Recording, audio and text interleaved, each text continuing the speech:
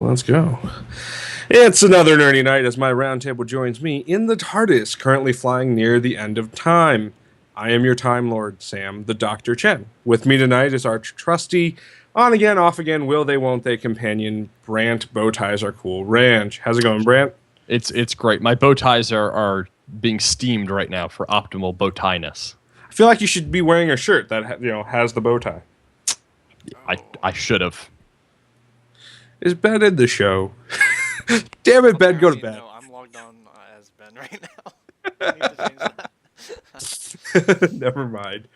And our special guest this evening, the trusty sidekick who makes everything happen, Mike, the K9 executive producer of our show, DeMarco. How's it going, Mike? What's up, everybody? You sound so excited. I'm sitting here trying to do stuff while I'm talking now. That's what I happens. gotta figure out how to log in as me, remember my passwords and everything. You gotta log out. Multitasking. It's okay. You can be Ben for the night. I was Ben last week. Brad is Ben this week. It's all good.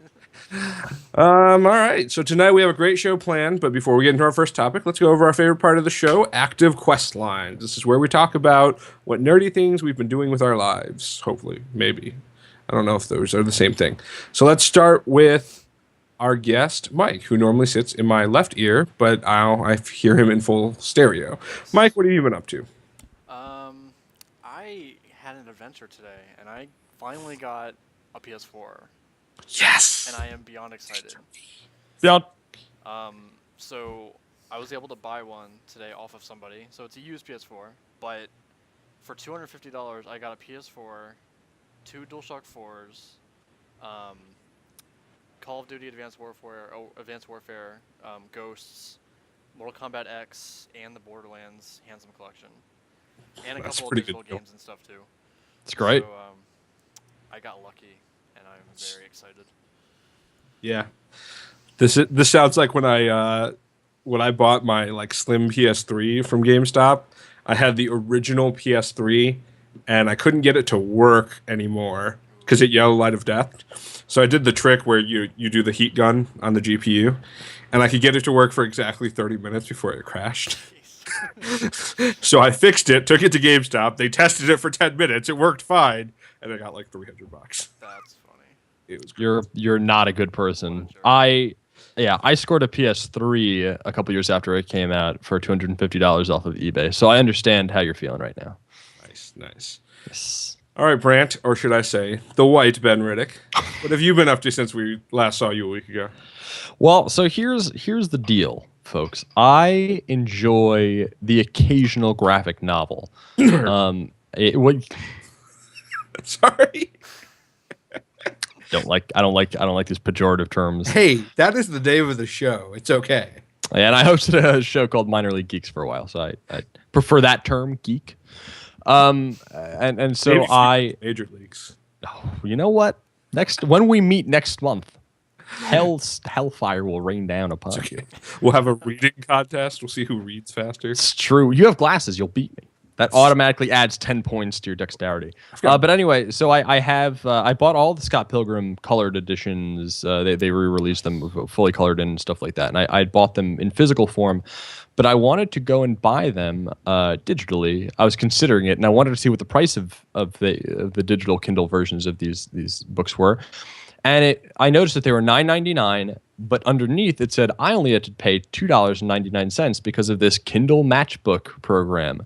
So how this works is on select books, it turns out that only a few of them that I've ever bought from Amazon have this kind of feature. But if you buy a book physically, they will give you a significant break on buying it digitally. And that really changes the game up a little bit when you're thinking, oh, should I buy the physical or the digital version? If the digital version, if owning that only costs you $2 or $3 more, it becomes a way easier proposition if you want that physical good. So I've been kind of testing that out, and they have a full list of all the Matchbook compatible books, and I've just been surfing that for the past couple days.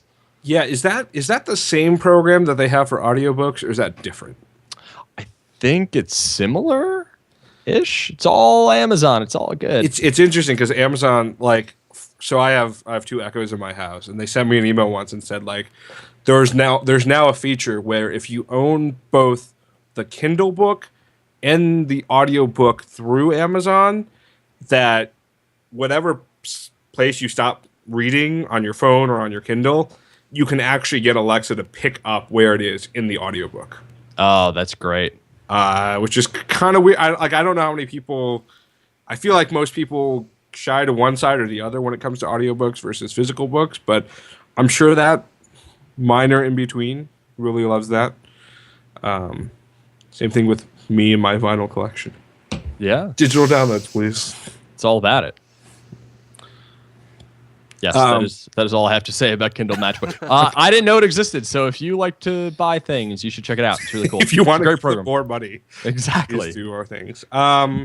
So without going too far into the topic, because I know Mike wants to talk about this tonight, I've actually been spending the last week deciding whether I want a new Surface or not, and they're all going to come out, I think, in the next month or so. I am the proud owner of a Surface Pro 3. I love it, even though I'm a Mac geek. I literally at work, someone's like, "Oh, like you have no Apple products." I'm like, "What are you talking about? I own the Apple products and then the Surface." So I don't know. It's a lot of money, but I really want one.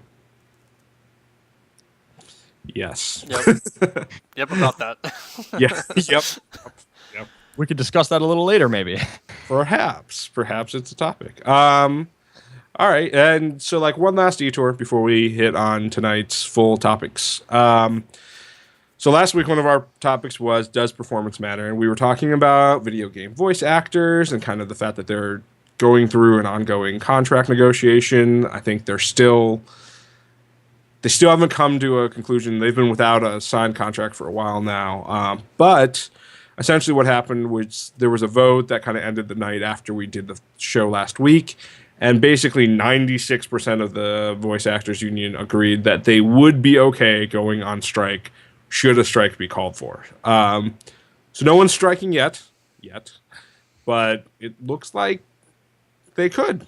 I mean, do you guys think this will have, if they do go on strike, that we'll feel the impact anytime soon, or you think the development cycle is far enough out that it doesn't matter? It's interesting to think about because it's kind of uncharted territory right now. You know, for all we know, game developers are just they're like, okay, they're striking, we'll hire non-union and keep going as if nothing happened. Or we can run into another writer strike issue where we end up ruining a lot of great projects along the way, and it could suck.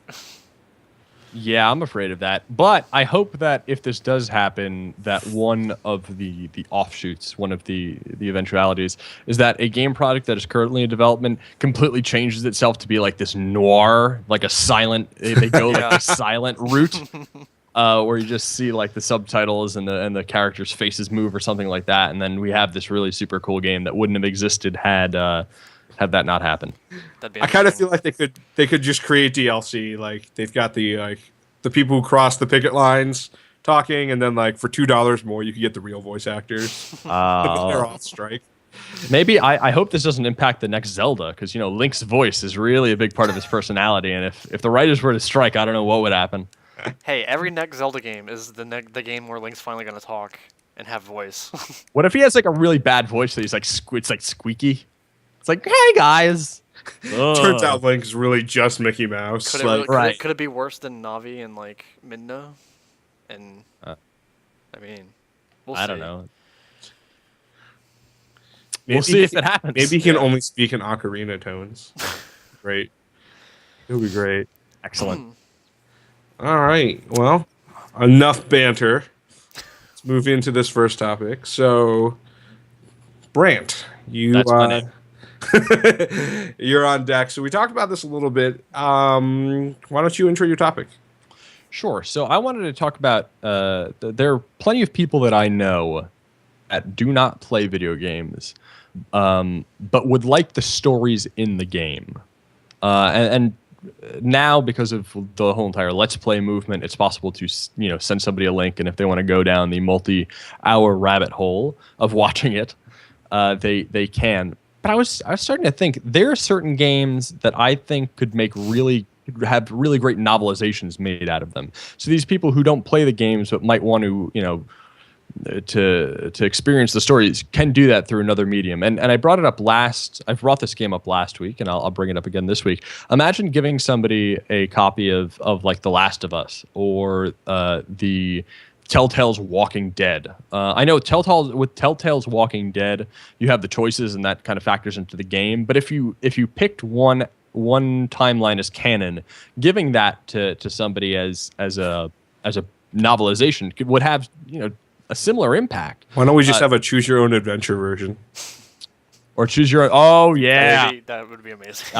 Shit, you're right. The choose your own adventure, like the Goosebumps style. You got one finger in this point, like you flip and see which one's better. Right. If you want to kill this person off, flip to this page, and then you could read it the next time and have a completely different experience. But as game stories get way more developed, there's more of an onus kind of placed on them. I want to know some of the games or game franchises you think could be taken from the medium of the game to the medium of the book. Gentlemen? Yeah, I think the thing is there is a precedent for it happening already. And so I guess the question would be like, what's the ownership of it? Like, are you trying to like adhere to the canon of the story? Like, I think one of my favorite stories of all time told via video game is probably like Gears of War. Like, I feel like they do a good job. They intermingle the plot points with the stuff that you're actually doing in the missions. And I mean, I guess I could use a little bit backstory and probably enjoy that. But I mean, like, I feel like it's not a story that hasn't been told, just not specifically in the way Gears of War has chosen to tell it. Yeah, I mean, that's the problem, is that not, even if games have a good story, it might not kind of mesh well. I always wanted to have a novelization of the story of the remake Resident Evil that came out for GameCube, like following Jill Valentine and as she's getting like totally freaked out and stuff like that, and then finding her compatriots, and then all of those documents that you find hidden within the mansion could just add more context. I don't know. There's just something about that's creepy, and I might not want to play through the entire game, but it might be interesting if I could just zoop through it in a book form. There is surprisingly a pretty wide audience of game books already. Just when I was looking for images for the show tonight, I saw that there was a Resident Evil series. I don't know if they go over the game specifically, but right. I like that approach to it, where it's more of like how Star Wars treats expanded universe. Like, I didn't read it, but I know another behind-the-scenes nerdy Knight, Michael Berg. He's deep into the Halo books, and that's a very expansive series that just delves deep into the Halo lore and explains way more than the games ever even touch on. And he likes it, and that reminds me of Star Wars. I know there's an Assassin's Creed series too, and I assume it's similar to that, where it's just delving into other times and different stories that could be going on in that universe. Yeah, I mean, it's interesting because I was doing some background research on what's like some of the worst novelizations, and actually got me thinking, because like one of the worst novelizations was Myst. You guys remember that game? Yeah. And like the crazy part is, when I think about it, I'm like, look, that's a really game that doesn't have like a ton of descriptive plot. So like that I feel like that's ripe for novelization. Like, you could write whatever you want and make it really interesting, and I wonder if that's like really the better way to go, because as stories like do a good job now, like I think I love Chrono Trigger, but like the dialogue's already written. Like, would I just be rereading rereading the script of the actual game? Okay, don't tell me that you wouldn't reread the script of Chrono Trigger. I probably would, but there you go. Frog is a seminal character. You can relate. Chrono goes Frog. to the villager. Chrono talks to the villager, and the villager told him that, there's a frog in a castle with a sword. Like, then he talks to the next villager. The villager says the same thing. Like, yeah, no, I'm in. How much do I have to pay to hear this thing? You're selling me on it. So are we talking about literal novelizations of an already existing game, or are we talking about novels based around that universe? That's kind of the question. I mean, There are certain games I would want novelizations, and in Japan they did a manga series for each of the Zelda games. I think going up to Wind Waker, and they're pretty good too. Mm-hmm. So there are some instances where you can make a manga out of something, but yeah, I would love a straight up book of a couple of games, not like Sonic Adventure 2 Battle. Like that would make a great book. I don't know. There might be some potential there to fix some of the story in that game. No, you just have the character's inner monologue. Yeah. Going, as Sonic is sliding down on a skateboard, he's like, "Didn't I used to run?" What were they? Look at this golden ring. Mm-hmm. Right in the middle of some product promotional for soap shoes. Inside of his inner monologue. Yeah, If you want the no ads version, you have to. It's an app purchase. Yep. To remove all the advertising. Nice. Expanded universe would I think maybe be easier. Yeah. Or between game books, books that fill in the gaps between major entries, that could be interesting. I was going to mention that. Yeah, like I've read all of the FF7 novellas that they did that are like between FF7 and Advent Children. And most of them are good. They were fun little reads. I mean, I kind of wonder, like, at what point you're getting into this, like, gray area of, like, are you just writing a fanfic? Like, do fanfics already kind of do what you're talking about to, Depends like, on a how less much official level? Yes. Usually a lot. Yes. Well, I mean, that's a question of just officialness, I guess, A fanfic could be regarded as true until the official creator comes out and, like, no, this is what happened, and they write their own version. And that just it's like Star Wars, All that expanded universe is now gone because Disney is going to write their own expanded universe. Makes me want to cry. And make it official universe. I don't hate that. I think the expanded universe still exists. It's not gone. It doesn't have to be official canon to be interesting and fun to read. I mean, that's true, but I think like part of me invested in that expanded universe or extended universe. It's like I wanted to see some of those stories come to life in one way or the other. I think we're gonna get pieces of it, definitely with these new movies. A little bit of fan service for the for the Uber fan. The people that have stuck around for the past 20 years. Yeah, absolutely. I mean, okay, so I'm gonna throw this final question out to y'all before we move on. If you could have one game novelized or a novelization from an expanded universe in a series, your pick, what would it be? I've got an answer. All right, I want to hear it. Don't you go first? So, I mean, it's not a specific game. It's definitely like a world. But you know what? I think I would enjoy Phoenix Wright. Okay. Phoenix Wright, like it's like maybe in like written as a Grisham novel. John Grisham meets Phoenix Wright, Ace Attorney. I'm not sure if they have novels, but I know they have manga, and I know there's an anime coming out next year for Phoenix Wright. Oh, really? And I'm psyched. Man, I'm gonna watch it. I'm probably gonna watch that. I'll break my non-anime streak for the last like 10 years to watch Phoenix Wright the anime. I'm trying to think of something, and I can't. I don't know. Brandt, how about you?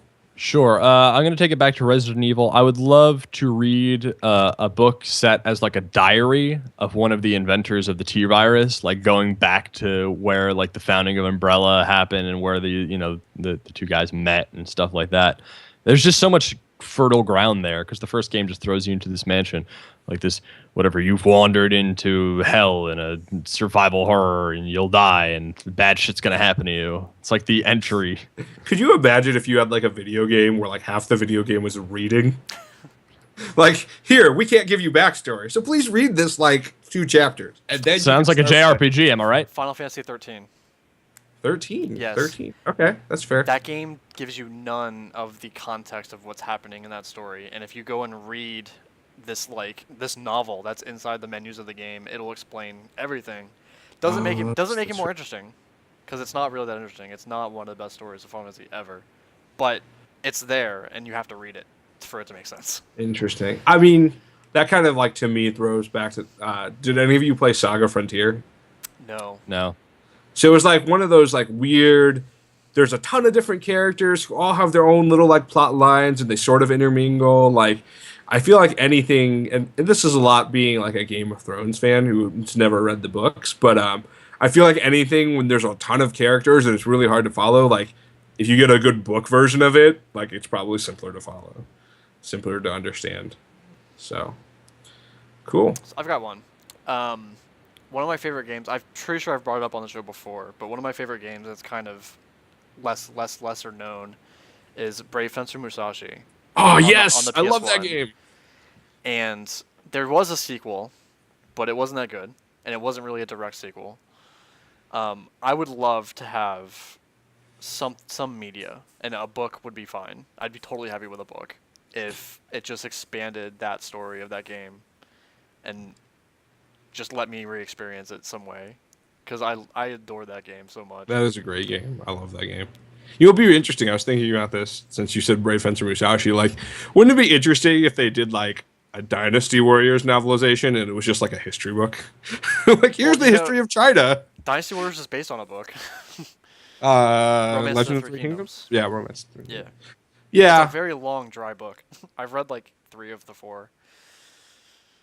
It's tough. It's a tough read. Sounds like a good time. It's basically like Game of Thrones, kind of. It's Except very more very Asian. confusing names, very political. Not a lot of intrigue though. It's very straightforward, like history drama. Well, there we go. Yeah. Cool. Last words, Brandt, before we move on to a fun topic. Oh wow! You know what? The book That's we're never fair. gonna see is I wanna have a history of the Super Mario Brothers from the point of view of a Goomba. I want a Goomba. There is a Mario Brothers novelization, but it's not from the standpoint of a Goomba. Is it the script to the Super Mario Brothers I don't movie from know. 1993? It's definitely on that list of like the 10 worst novelizations. It's All right. up there. It's up there. Let's go have a fun topic because Mr. Bowtie over here doesn't know how to have a good time. So the second topic we have for you guys tonight is one that's more near and dear to my heart. So it's kind of about what's gambling going to look like for our generation, and specifically, you know, how's eSports going to play into it? Are we going to, like, our slot machines are going to still be there? And a lot of this is, you know, I work in Las Vegas. I work in the industry. We just had a convention out here, and, like, I guess a lot of the slot machines that they're kind of demoing now are, like, the House of Cards slot machine, which is just a slot machine themed with House of Cards. And very standard gameplay. But one of the other things that we kind of introduced was you can do, like, semi-skilled games now. So there's like a Guitar Hero slot machine. But the weird part is, like, it's not just you play Guitar Hero. It's you play a slot machine, and then once you get into bonus, you play Guitar Hero. But apparently the way the regulations work out, you can play it, but however well you do does not affect the outcome of that. like at the beginning, they figure out how much they're going to give you. And, like, if you do shitty, they just make the rest up in bonus. And if you do really well, you feel like you did really well. It's weird. But so I don't know. Like, what do you guys think? I mean, obviously, you probably don't gamble a ton when you don't live in Vegas. But, like, what do you think gambling is going to look like? Are people going to be pulling slots, or is it going to be something different? I mean, I play table games and I play the roulette. I go to a casino once a year. It's my annual casino going to event where I either waste a set amount of money or make a set amount of money. It's all good. I think there will be standbys that'll continue to be played. I think the card games are probably always going to be around because people enjoy a good game of poker or blackjack, or there's some people who, I don't know, are crazy and they like craps, because I don't know how the hell that game works. You throw things, you put things on numbers. It's all Greek to me. So what I've been told is how certain games work in the psychology of people is how slow your burn rate is. So you play craps, you get free drinks, you know, there's friends there, but, like, in the grand scheme of things, you lose very little money if you don't want to lose the money.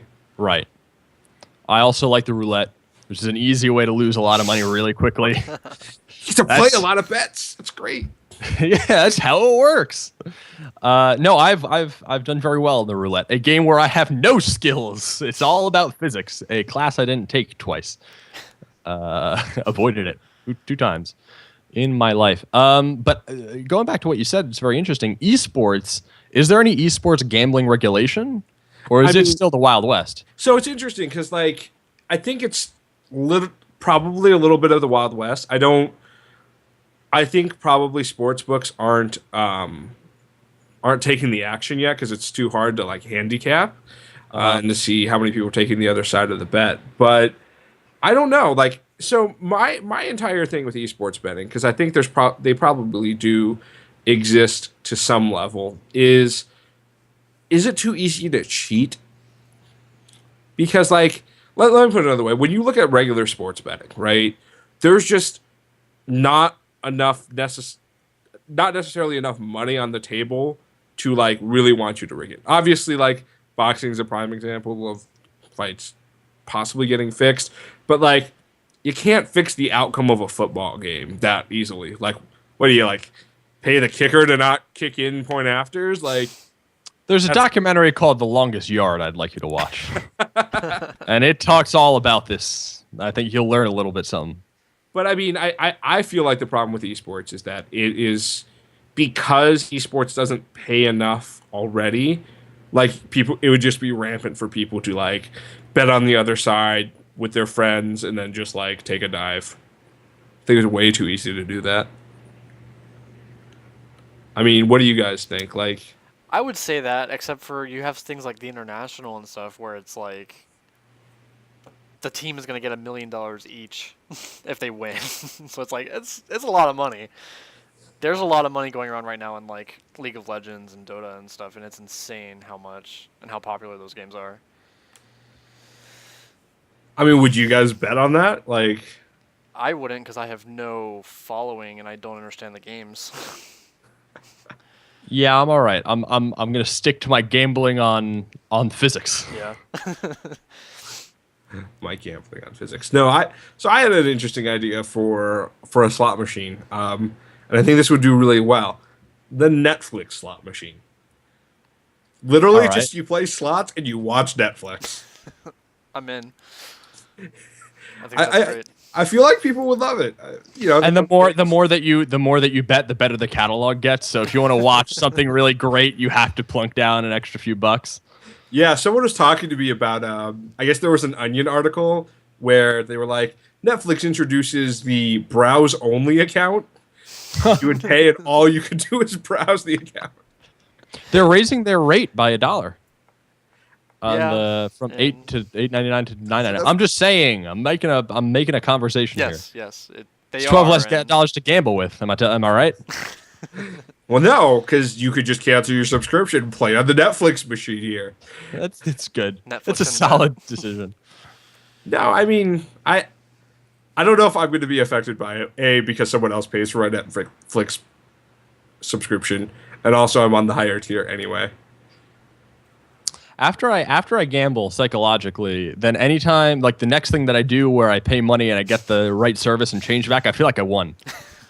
I'm like, I won the burger thing. So here's my thing with gambling, and I never really thought about this until, you know, I became part of the industry and was talking to people when people were teaching me how to play. And, you know, I think there's this concept, and I don't know if it's lost on most people, that you're paying for entertainment.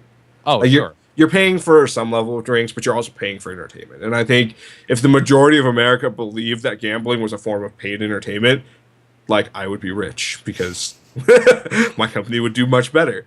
But, I mean, do you think that's ever going to get to a point for people? Because, I mean, let's look at people watching people stream on Twitch and paying people for that. That's paying for entertainment. Like, would you ever get to that point with something else?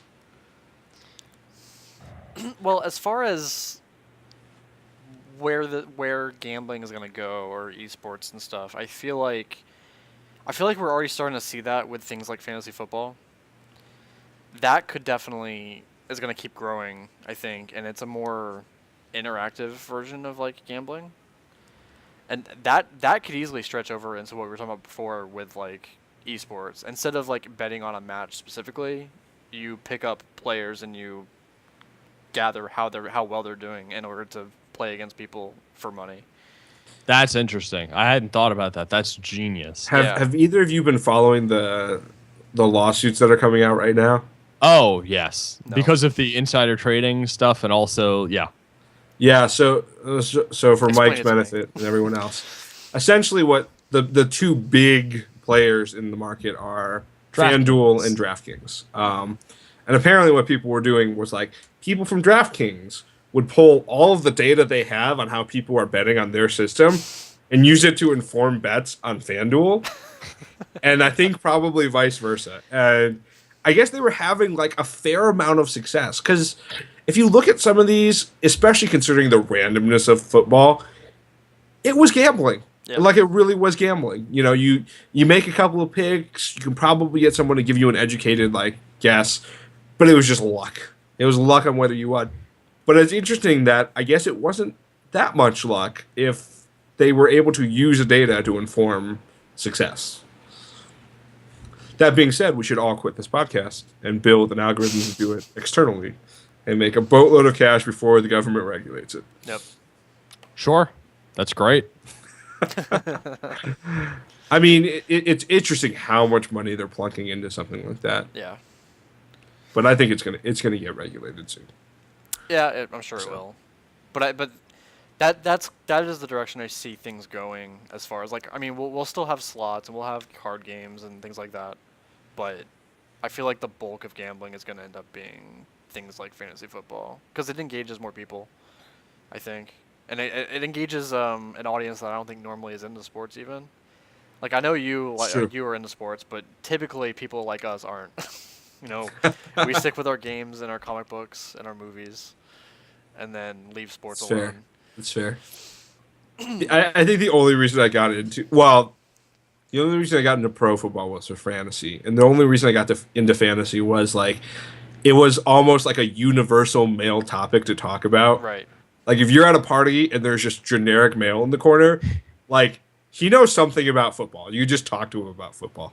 That's more or less what interests me about fantasy football in general, but I still don't want to put the time in to learning everything I want to learn to be able to do it. It's okay. Yeah. I was sitting at the bar a couple days ago at like Buffalo Wild Wings watching the games, and this guy's like, yeah, like I was playing fantasy last year and I was like second place in both my leagues, and like I made out with like not $1,800, $900 in each league. I'm like, who the fuck? I don't have friends who want to gamble that much money into fantasy football. Like, maybe I do want those people because I did pretty well last year. I'm doing pretty well this year. But I also feel like it's because I play against people who don't care about $20, who might care about $200. You got to get into like a 40-person league or something. No, that doesn't work. That's not how fantasy works. Let me tell you about FanDuel.com. They're picking millionaires every week. That's their like big shtick. Is that you only have to like there's a DraftKings like every week's a new week in the weeks and you can pick people and it's all good. Season long injuries, nobody cares. That sounds like DraftKings. It's DraftKings. I hear those commercials all the time. They're on podcast. They're a bunch of podcasts I listen to. You're listening to the wrong podcast here. That being said, maybe we should be maybe we should support DraftKings and they'll throw some money our way. Yeah. Yeah, we speak to your target demographic of people who don't care. Like apathy. It's the apathy market. It's the apathy market. Yeah, I mean, like, so are there any games that you feel like you would watch for like in an esports context? I do. That watch like aren't games. what fighting games? Yeah, I usually watch Evo every year, and I'll watch some of the little bit lesser championships and stuff. And if you could take bets on them, would you? If I had some extra cash lying around, I probably would. And I think I wouldn't do too badly either. And that one would be literally like, who's gonna win, this one or that one. That'd be interesting too, because you get like hundreds of matches a day instead of just like a couple of football games.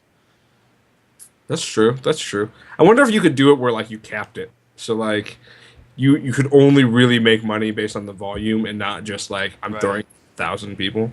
It's more of Right. like having a record, like a win rate. That's fair. Interesting. What about you, Brandt? I don't even know. Mario Maker. Yeah, Maker. yeah. You know what? Sure, Mario Maker. Mario Maker's my best betting tool. It's my only out. I wonder all if about you Mario could like Maker. basically turn stuff like that into racing games. Like Oh man, speedrunning, Yeah. Yeah. speedrun competitions. Over under is this going to be the record win? there you go. There you go. You can bet on anything, but Yeah. yeah. You can find a way. All right. And I do. He does. All right. All right. Enough of this boring topic as well. See, Brandt, it's not you. I pick on myself. We've talked about books and gambling. books and gambling. Now we're about to talk about something really interesting. I'm going to create tell, a casino with blackjack and hookers. tell them what they won. What they want. So, Mike, I think your topic's really interesting this week, mainly because it's part of my active quest. Yeah. You wanna tell us your thoughts? So sometime last week, I don't remember the day exactly. Tuesday. Tuesday so the day after our show, which is always the case. Microsoft had a little conference, and they showed us some cool stuff, like their new Surface Pro and their first like ever official laptop, which is the Surface Book. And they showed us some more of HoloLens, and they showed us a new pen. The band. The new sports band, yeah. New phones that no one cares about. The new Luminas, yeah. So, But they're also computers. So I think what we really wanted to focus on, as far as what we're talking about, is the new Surface Pro and the Surface Book. And they're very interesting products. Personally, I look at them and I'm kind of confused why they're two different products. The power, Duke. The power. But I mean, really, they're pretty similar. The only difference is that there's a hinge on. No, they're There's a real keyboard and a hinge. discrete between- GPU versus non-discrete GPU. It's a That's big a deal. huge They difference. couldn't put that in the other one. Not in that size and form factor. Not if you like battery life and not burning your hands. Yeah, exactly. If you like I'm having not- fingerprints. I'm not here to talk about the technical stuff. I'm saying they're Okay. basically the same. Man. Yeah, and of course, obviously, people are going to Technology. compare. The technical things don't matter. Obviously, people are going to compare the Surface Pro to the iPad, or hopefully the iPad Pro, which is a closer, product. But I still don't think they're that similar. And then, of course, the Surface Book is going to be compared to, I guess, the MacBook. But I think the lowest MacBook Pro would probably be a better version, right? Yes. Yeah, I mean that's my complaint is that, as much of a Apple fanboy as I am, like Apple seems to have this thing about like, let's just make it thinner and lighter and we'll put less fans so it'll make less noise. And it's like, at some point I don't care. Like, make it an inch or like a millimeter thicker and give me an hour more battery life. I do not care. Wow, but that's why they have the other lines. Yeah, so like the that's MacBook. why there's so many options. Yeah, that's why the MacBook Pro is for that, and the MacBook at some point will take over the Air, and then Probably, it'll yeah. be a whole thing in a few years. But I want to talk more about the Microsoft, because to me this event was the first time where I was like, oh, thank God, they have some style, Yeah. and they have some cool products. Like, I didn't feel bad for Apple when I saw those products, and they're the first two that I really want to get my little mitts on, even though I'm an Apple fan too. I have a nice old Mac setup going on. I feel bad for the people making lower end Windows hardware, because now Microsoft is like, so this is what we can do with Windows and some good old hardware engineering, and all the other lower OEMs are like, well, ours looks like a thing, it's shaped like a thing, and it's got some things in it. And Microsoft's like, well, we brought Defunk and Denoise, hardware and software, together. Yeah, and I think it's interesting because the chat's pointing out that, like, is this just a post-Ballmer Microsoft doing a really good job? And I think probably. Like, I wonder if Baldwin was just like, hey, you know what? I just want to be like cool Steve Jobs, and instead of being like, hey, maybe my company should make something people want to buy. I mean, like it took at least 3 iterations of the Surface to make it even like a reasonable product to use. Yep. But and you know what? It's crazy because I feel like I don't think I would have ever thought this 2 or 3 years ago. But like the fact that Windows 10 is almost at the core of this change, like our Xbox Ones are going to get Windows 10 soon. Like the phones, yeah, like maybe at some point the phone becomes good enough. Like, isn't it these phones where there's like a dock that basically makes it a computer? Yes. Yep. It just goes on the screen. That's and you can big. That's Yeah. a big start going. That's something that's going to be happening in the next couple of years, I think. Like laptops and stuff are going to get replaced with your phone connected to a monitor, and that's your computer. They just, things for that, ironically enough, for that to happen, things do have to get like smaller and thinner so they can pack a good amount of hardware into a phone. Like, I don't know if at some point we're going to end up being like, well, this is my Dell XPS gaming phone. No, where of course. But I think even for competence, we're still a couple years out. But it's so great to see. Like, one of the differences in Microsoft and Apple is Apple will wait and eventually they'll release something later on. It'll be more fully formed. Microsoft is like, well, Gen 1 might be a total sack of crap, but it does exist. Yeah, we can put it out there and then get the feedback that way from all the people who are like, yeah, I'll buy a Gen 1 product. Let the beta testers have it. Yeah, and then 18 months later, they'll be like, yeah, those were for fools. These are the real ones. And by fools, they mean me. Yeah, exactly. Yeah, the early adopter, the Gen 1 people. Hello. Yeah, I've done that before. Been a guinea pig. I mean, I think it's... In any case, I was pretty excited about the iPad Pro, and I thought it was pretty amazing when they showed it off, and I was like, this is what I wanted. Right. Then I saw like the Surface Book, and I was like, maybe the iPad Pro is not what I wanted. Well, it's interesting because I feel like when I look at how I think about the iPad Pro, I think about when Xbox, PS3, and the Wii were initially like trying to fight it out for kind of dominance. The and I think when the Xbox 360. Oh, sorry. I wouldn't really count the Wii there. No. I count the Wii because they were talking about like developers and versus like first party things. And right. Everyone's like, well, Wii's got the first party and like Zelda game was good and everything like that, but then everyone else was like every other game. And I feel like that's the same thing with the iPad Pro, where I'm like, some of the native iPad applications that really fully take the utilization of the Pro and go to another level are great. And that's why I want the Pro. But I can also have full Windows. Like, full Windows, no restrictions. Do whatever I want that I could do on a regular computer. It's true. Yeah. It's and that's where, like, this year when Apple did their keynote, I kind of sat in the back thinking, like, what if they did unify the OS, like, between iOS and macOS?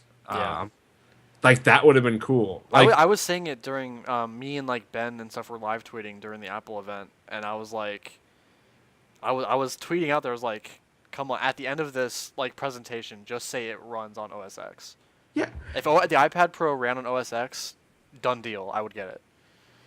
And But the thing is, like, still, there were hackbook versions of that, basically. Like, and even to the point, like, when they announced the Apple, your favorite product, the Apple TV, I'm like, why is it not running on iOS? Why is it running on TV OS? Yeah, that was no sense. It's a weird world. I'm very interested and kind of excited. Next year, WWDC, it's iOS 10. So what happens when iOS hits 10?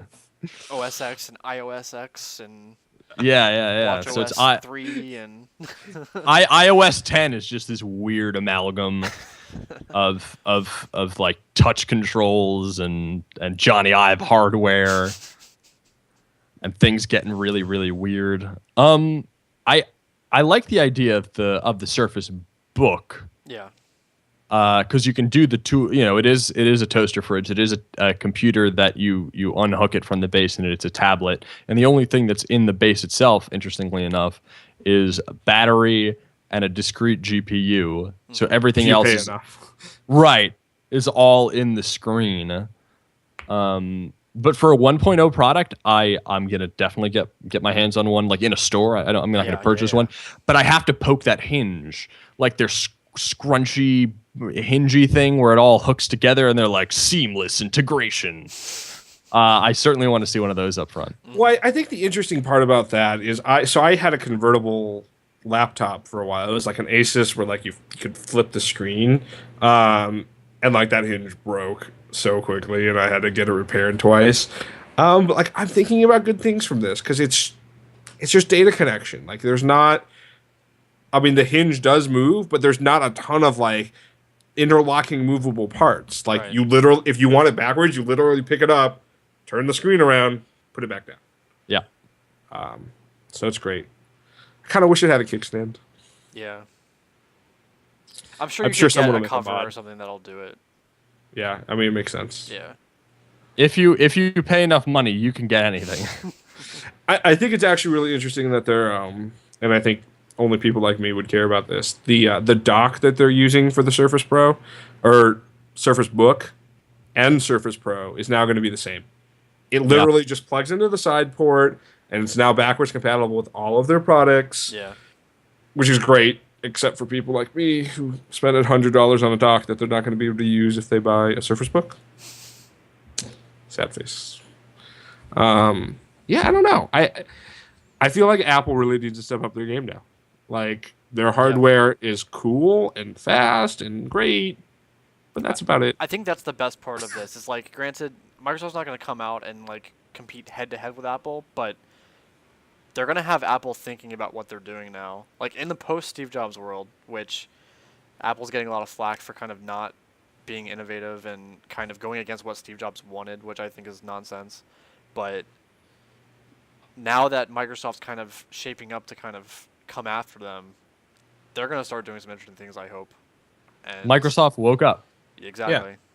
I mean, I think you're getting away from some of the basic stuff that people say now. You know, back in the day it was, oh yeah, like graphical applications are better on Mac, and like now that's not really true. Yeah. Like most of the software is unified. Yeah, like it's available on both platforms. Everything works fine. I mean, I don't know. I think the fact that Apple doesn't have a touch screen, like it now doesn't make any sense to me. Yeah. The fact that Siri isn't built into Spotlight Search makes no sense to me. I've been saying for years that I don't understand why the iPad Air isn't what the Surface Book is. Why it's not a really nice iPad that connects to a keyboard and can close, and like that never made sense to me. I was waiting for the year for that to happen so I could get an iPad Air, because that would have been it. Yeah. And it still hasn't happened. And now Microsoft's doing it instead. And I love the fact that like Microsoft, I think so often they were riding on the backs of like, oh well, like PC gamers, people who are serious about gaming, they can only game on like Microsoft products. I think they care a lot less about that now, which is great. Consoles caught up in that regard though, because now you're getting a really great experience for a number of years on new hardware like the PS4 and the Xbox One. Got a lot of firepower there. Yeah. Yeah. I mean, I don't think you needed to make your life on the ability for you to play games. No. Especially because like the hardcore people are the people who are using essentially Office applications all the time. I mean, most of my friends at Google run Mac products not to do image editing, just because they like the interface. Like, you know, they're built sturdy and they last long, and now the Surface can do that. Yay, Surface! Very interesting time. Yeah. It's good. I love the competition. Like, it's great when these are the best times, because then you see how companies can react to one another, and you get a whole bunch of innovation. We as customers of any sort of tech products are going to benefit, and so it's good. Absolutely. I mean, so do you think, how do you think the third parties are going to handle this? Are they going to be like, well, fuck you, Microsoft? Or are they going to be like, you know what? We need to compete too? Well, the Surface Book is, based on its price point, a high-end product. So there's some, there's some movement. It should be more of an ideal, like, oh, take this as like a design cue and maybe work it down with different materials and stuff like that. But there are always going to be people who don't care as long as it's just a thing that flips up and it's got some keyboards and stuff like that. Some keys on the boards. No, but I agree with that. I think we'll see the knockoff versions, all over the place, all the different price points, and it hopefully we get some really nice ones out there too that can compete even with the Surface Book and the Max. But who knows? Yeah. I mean, that's the thing. Like, I wish there was a top of the line SKU for the Surface Book that didn't involve a 512 SSD that I feel like I'm paying up the ass for. It literally jumps from like $2,000 for a i5 16 gig to like 2,700 for an i7. Yep. 16 gig. It's crazy. It's crazy. I don't know. If anyone wants to buy a Surface Pro 3 with a dock, let me know. Will you autograph it? I will autograph it and everything. It's a middle of the line spec. Like, it's got an i5. It's got good RAM. It's been taken care of very well. Very well. But yeah, no, I feel like I can't justify getting a Surface Book yet. Not yet, yeah. But I'll be happy to see where they go with like the second model.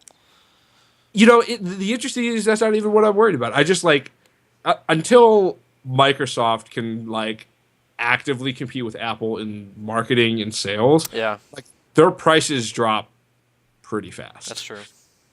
Even before this, I think Chris bought his like the equivalent of what I have, and I paid $1,300 for last year for like $8. Not bad. A year later, $500 cheaper. Yeah, like Apple doesn't do that. No, yeah, Apple doesn't change until the next one comes out. Period. Yeah. Well, great. Any final thoughts, Mike? I think I said my piece. You gonna give up on that iPad Pro? You're not gonna buy it? I mean, it's hard to say. I mean, I'm not in the place to say I can buy anything right now.